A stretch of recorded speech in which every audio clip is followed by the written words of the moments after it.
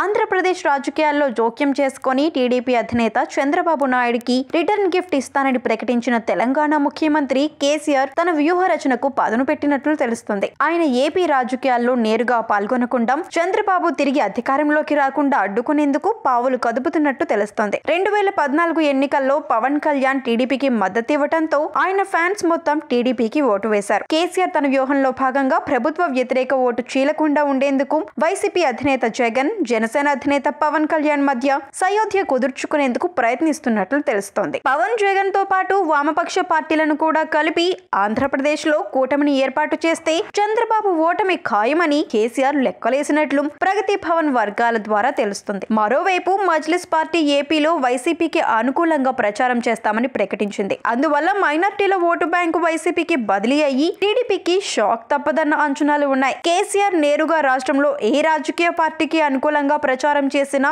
ఆ పార్టీపై ప్రజలు వ్యతిరేకత చూపి ఓటు వేయాలనుకున్న వాళ్ళు కూడా వేయకపోవచ్చని టీఆర్ఎస్ వర్గాలు భావిస్తున్నాయి. అందువల్ల కేసీఆర్ వైసీపీ, జనసేన తరపున ప్రచారం చేయకుండా రాజకీయ చిత్రత ప్రదర్శిస్తారని తెలుస్తుంది. జగన్, పవన్ మధ్య స్నేహం కుదిర్చి టీడీపీని ఇరుకున పెట్టేందుకే ప్రయత్నిస్తున్నారని సమాచారం. తెలంగాణలో చంద్రబాబు ఎంట్రీ వల్ల కాంగ్రెస్ కి వచ్చే ఓట్లు కూడా రాకుండా పోయాయని భావిస్తున్న టీఆర్ఎస్ నాయకత్వం ఏపీలోనూ కేసీఆర్ ప్రచారం చేస్తే వైసీపీ, జనసేనకి వచ్చే ఓట్లు కూడా రాకపోవచ్చని తెలుస్తుంది. అందువల్ల జగన్, పవన్ కు మద్దతిచ్చినా ఆ విషయం ప్రజల్లోకి వెళ్లకుండా జాగ్రత్త పడతారని అంటున్నారు. అంతేకాక పదే పదే నిధుల గురించి మాట్లాడే పవన్ కి భారీగా నిధులు కూడా కేసీఆర్ నుండి వెళ్లనున్నట్టు టాక్ వినిపిస్తుంది.